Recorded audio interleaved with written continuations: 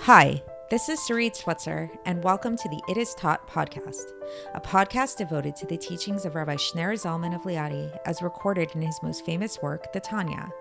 My hope for this show is to make these teachings accessible and relatable to the average person, regardless of prior Jewish education or affiliation. The episodes follow the prescribed daily study portions and are meant to serve as practical lessons in how to live your life as your true self and develop an authentic and powerful relationship with your Creator. I have personally experienced the effects the study of this work has had on me, and I'm excited to share what I can of this knowledge with you. So please join me on this journey of learning, self-growth, and connection with your source.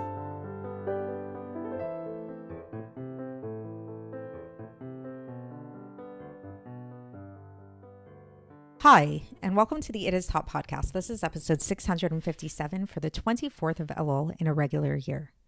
So today is day 2 of my birthday, believe it or not. Those of you who listened to yesterday's episode know what I'm talking about. I was born bein Hashmashos, so that means that I have 2 birthdays. You can go back and listen to yesterday's episode at the beginning to hear more about that. I gave a birthday bracha yesterday. I'll give another one today that everybody maybe a little bit shorter today. So there's an idea that people have a special power on their birthday that says mazalo gover, a person's mazel, a person's like commonly translated as like astrological influence. Maybe a better way to think about it is like a spiritual influence that is it's like predominant. It's more prevalent on the day of a person's birthday. So that's why, it's thought to be that a person has a little bit more power to give brachas, to give blessings during this time, even though we can always give blessings, right? So once again, I bless everybody who's listening to this show, as well as all of your families and friends and associates and everything, to really be blessed with just pure goodness, just revealed goodness, revealed happiness in every area of your life, whether that pertains to your family life, whether that pertains to your finances, whether that pertains to your health. We should only just experience good things. Anybody who needs a refuah shlema should have an immediate refuah shlema. Anybody who needs a shidduch or needs children should be blessed with children and a shidduch if they need. And anybody who's lacking in parnasa in any way should just have an overflow of parnasa. We should all be very rich, begashmias, and physically. So with that being said, then happy birthday to me, and let's continue on with the episode today. What if I were to tell you that I had inside information about a certain stock that you could invest in today and you would receive dividends on it immediately that you could use and that you could cash out on? And not only that, but you would also receive incredible returns on your investment that you were absolutely guaranteed of in the future that would only grow over time, especially if you were to continue to invest in this stock. Sounds too good to be true, right? Well, guess what? It's not actually. So what am I talking about? It's not a stock, so I will give you that. But it is something that you can put your money into that is guaranteed according to Torah to give you these kinds of returns, both in the future and in the present here and now. That is giving charity. Yes, our favorite theme, the theme that we've been talking about throughout this Iggeres HaKodesh, the theme of charity. So giving charity, we've talked about this from so many different angles. Today in Epistle 17, we're going to talk about it from the angle of what it is that what reward we get from charity. And what we'll learn is that charity is a really, really unique mitzvah that is unlike any other mitzvah in the sense that it permeates all different levels of reality, whether we're talking about our world down here as we know it, whether we're talking about the world of the souls after people pass away and people are in heaven and they're studying Torah, and whether we're talking about the future to come when there's going to be the resurrection of the dead, when we're going to experience godliness here in this on earth in this physical reality, which is actually even higher than heaven, if you can believe it. And how in all 3 of these realms, the power that our tzedakah giving has right now is so incredibly intense that it really manifests in all of these worlds in a very unique and special way that's unlike any other mitzvah at all.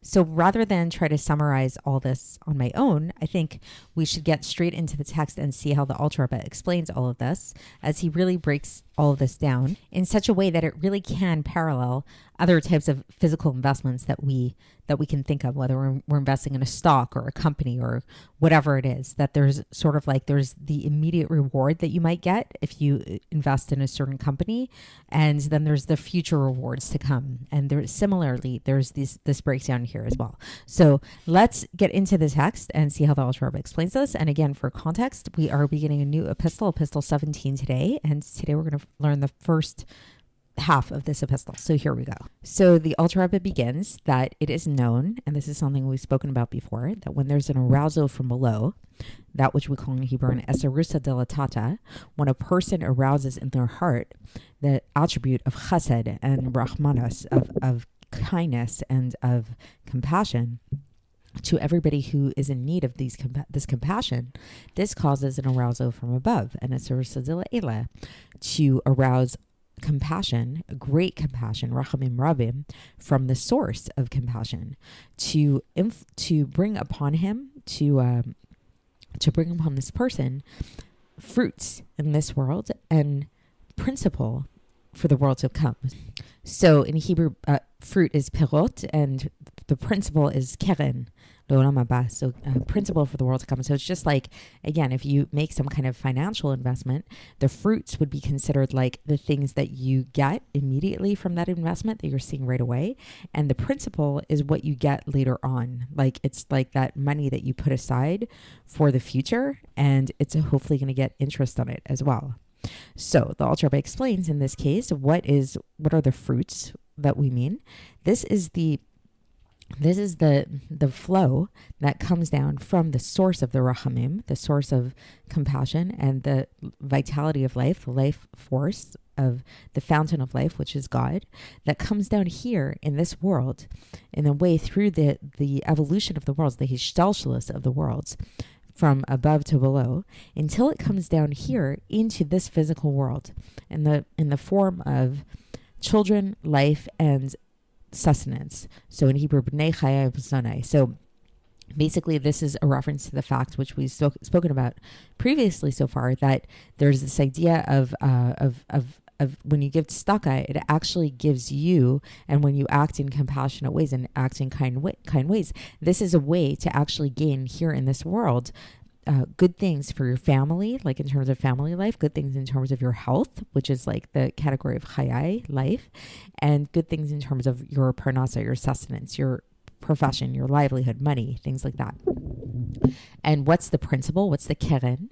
So the Alter Rebbe relates this principle to a quote from Tehillim, chapter 119, verse 96, where it says, "Rechava mitzvatcha me'od," where it says, "Your commandment is very wide." And so then he asks a question on this. He says, this verse is very strange, where it says, "Your commandment," in the singular, is very wide. You would have thought that it would have been in plural, where it said mitzvotecha me'od. Like we're talking about the idea of the commandments, like we're kind of trying to describe the commandments in some way, it seems like, from that pasuk, and we're trying to describe them in this like kind of expansive way. So doesn't expansiveness equate many commandments? So why is it just one commandment? And also in parentheses, he says, this word wide is also kind of strange. Like what do we mean by wide? How can a commandment be wide? What is this referring to? So the Alter Rebbe says that no, this is not a mistake. It's never a mistake in scripture, right? The words are very precise. So when it says your commandment, mitzvatcha, in the singular, it's specifically talking about the mitzvah of tzedakah, which is your commandment. So there's something very personal about the mitzvah of tzedakah. It's considered to be God's commandment, meaning that this is something which God himself does at all times. So we know that God, there's a principle that anything that God commands us to do, he himself does as well, which is a general kind of idea. But so when it comes to tzedakah, this is all the more so, because when it comes to tzedakah, this is specifically, there's something very specific about this mitzvah of tzedakah that's very personal to God, and it kind of like epitomizes God's relationship to us, because he's constantly giving tzedakah by keeping the world in existence. That's a tzedakah that he's doing. That's an act of charity, keeping the world in existence, vitalizing the world, animating the world. And this is something that he's going to do in the future, even more so. As it says, and this is a citation from Bereshit chapter 18, verse 19, V'shemru derech Hashem la'asot tzedakah chulei. And they shall observe the path of God to do tzedakah, meaning to say that the way that we emulate God is by giving tzedakah. But then again, if we look at the specifics of the verse, the wording of the verse is very interesting. Again, it says, derech Hashem, they shall observe the path of God. So what do we mean by the path of God? Why this word path?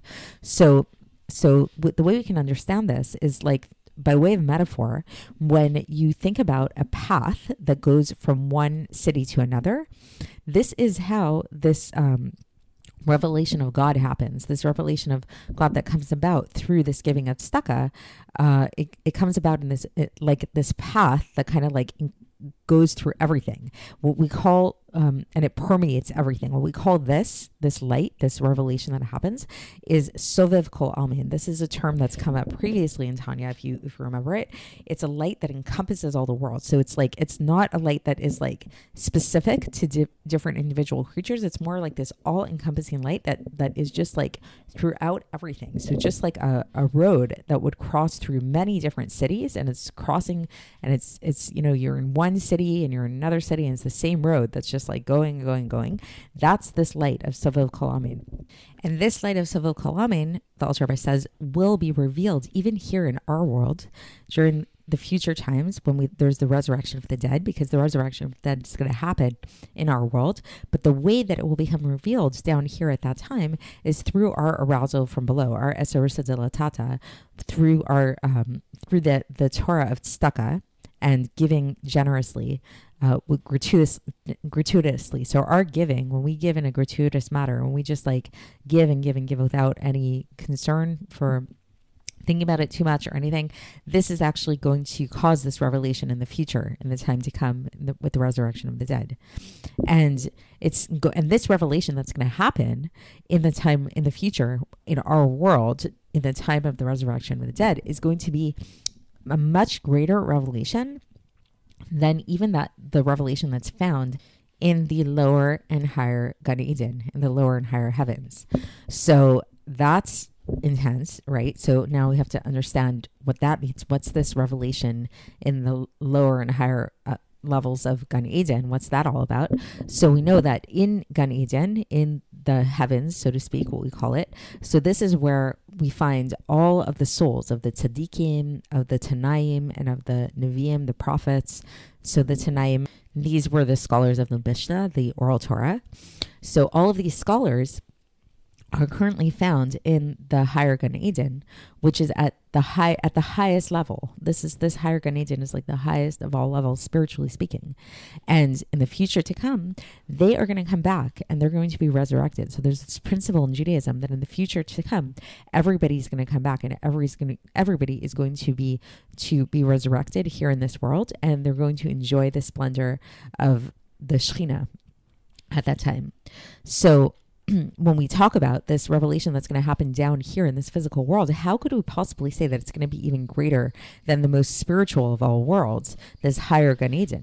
Like when we think about revelation, I mean, spiritual revelation, like a godly revelation, like really what tends to come to mind is this kind of like very high spiritual place, right? But the Alter Rebbe specifies that in this place of Gan Eden, and the revelation that happens in Gan Eden, that light that is revealed there is in a way of memale kol amin. This is, if you've been following on the Tanya, hopefully you're starting to get these terms. Memale kol amin is the light that permeates all the worlds. So this light that permeates all the worlds, it is a very special holy light, of course, but it's in a way that's like, it's measured. So it's a way that it kind of like descends, it evolves. There's an evolution of this light that goes from level to level, and it goes through many contractions. So it changes along the way. And And so that's in contrast with the light of Sovav Kalamin, which does not change. There's something more transcendent about the light of Sovav Kalamin, that it's more I don't want to say pure, because it's like the Mamala Kalamin is pure as well, but it's not as filtered, we can say. And this is and now the Alter Rebbe says that this is how we can understand the teaching of the sages, where it says that the future to come, the world to come, Olam Haba, was created with the letter Yud. What's the letter Yud? The letter Yud is the aspect of higher Chokhmah, supernal Chokhmah, which is called supernal Eden, that comes down through all the worlds. As it is written, Kulam b'chokhmah asita chule. So this is a quote from Tehillim, chapter 104, verse 24, where it says, you created all of them with chokhmah. So we spoke about this previously, that Hashem creates everything through his power of chokhmah. That's how everything comes into the world. This power of chokhmah, this the first of all intellectual attributes. And there's another citation from Echad, chapter 7, verse 12, V'chokhmah tichyeh chule. And chokhmah animates. So the power of chokhmah has this power to animate, to give life, to create, all of that. And so now what happens in Gan Eden is that the revelation of a person's thoughts is revealed. So it's chokhmah is again associated with the mind, right? With thinking. And so in Gan Eden is very much revealed, each person according to their measure. Because as it's known, the pleasure that the souls derive in Gan Eden is through understanding the secrets of the Torah that they were involved with in this world in a revealed way. As is discussed in the Zohar, in the Holy Zohar in Parshat Shlach. So, and also in the Gemara, when in reference to an incident involving Rabba bar Nachmani. So I'm not specifically familiar with that specific incident, but the basic idea that the Alter Rebbe is trying to bring here is that the way that Gan Eden works, the higher Gan Eden, is that it's in the pleasure that the souls get there, and the revelation that they achieve it's an intellectual type of pleasure. It's like where they start having all these revelations and understandings of really deep ideas that are related to things that they learned during their life on earth. So there's a correspondence to the person's life here on earth and what they learned here on earth. And it's measured. It's each one according to their measure. So if a person learned a certain amount or certain topics or whatever, that's what the revelation is going to relate to. Versus, okay, so that all relates to the level of Mamalakal. I mean, that light that permeates all the worlds, that's found and revealed in this heavenly place. However, in the time of the resurrection of the dead, it's going to be a totally different type of light. This is going to be a light of Sovav Kol, this transcendent light that transcends all the worlds, which is not filtered in this way. It doesn't go through this contraction, and it doesn't go through limitation and measurement, but rather it's totally limitless and totally without end, as was explained previously in Likutei Amarim chapter 48, where we talked about this Sovav Kol. So as mentioned, we spoke about this idea before of these two levels of lights, the Mamala Kol and the Sovav Kol. You can go back and look up previous episodes where we spoke about that. I don't know which episode number offhand, unfortunately, but you can look it up. It's chapter 48 of the first section of Tanya. And now the Alter Rebbe says that this idea of the Sovav Kol, when we're trying to visualize it in our heads, so in Hebrew, the word Sovav Kol is surrounds all the worlds. So he says we shouldn't think of it as like, when we say surround, some people might visualize a circle, God forbid, and he says that's not what it is. But rather, when we say surrounds all the world, what we're implying is the fact that it's not actually vested within anything. And he says you should look there carefully, and I guess in that section of the Tanya where it's spoken about more. So basically, the Alter Rebbe is emphasizing the fact that this idea of Sovav Kol is it's not something that we can kind of illustrate, really, but we use this term to just give us a sense of what this light is all about. So that's the end of this section for today. So it's kind of abstract today, I know, but the basic idea that we want to take away from this is that the power of giving tzedakah is really, really amazing, because what happens when we give tzedakah is we're drawing down this certain light of God to be revealed here in this physical world. So it's not just like some spiritual kind of thing that's going to happen. It's like, first of all, it actually affects our lives here in the here and now, in our lives today, where that's the fruit of our tzedakah, where it actually will help us with giving us blessings in relation to our family, which is the category of b'nai in Hebrew, the category of health and life, which is the category of chayai in Hebrew, and then the category of sustenance, of parnasa, of livelihood, of money, things like that, which relate to the category of mazonai in Hebrew. So that's the effect that tzedakah has on us here. This is the fruits of our giving, and not only that, but it actually is going to give us a principle for the future. So we're going to actually get a great return on our investment. That's really, really great, like beyond anything we could ever imagine, which is going to be in the future time of the resurrection of the dead, where this light of the Sovav Kol Amin is going to be revealed, which is such a high light. It's such a great light that it's even greater than the light that shines in heaven, in Gan Eden. That's the basic takeaway from today. So there's a lot more to it, obviously, but that's kind of like the main idea for you to take away from it all. So that's it for today, and we're going to continue tomorrow when we conclude this epistle, and I'll speak to you then. Thanks for listening to the It Is Taught podcast, hosted by Sarit Switzer. This podcast is dedicated in loving memory of my maternal grandfather, Avraham Yitzchak ben Binyamin HaKohen of blessed memory. Music by Shoshana. If you enjoyed this episode and would like to support the show, please share it with others and subscribe on YouTube, Apple iTunes, Spotify, or wherever you listen to podcasts. And make sure to leave us a 5-star review. To find out more about the It Is Taught project, including more information on my soon-to-be published book, please visit our website, itistaught.com. To catch the latest from me, follow me on Facebook, Instagram, and Twitter. Looking forward to speaking with you tomorrow, and until then, have a great day.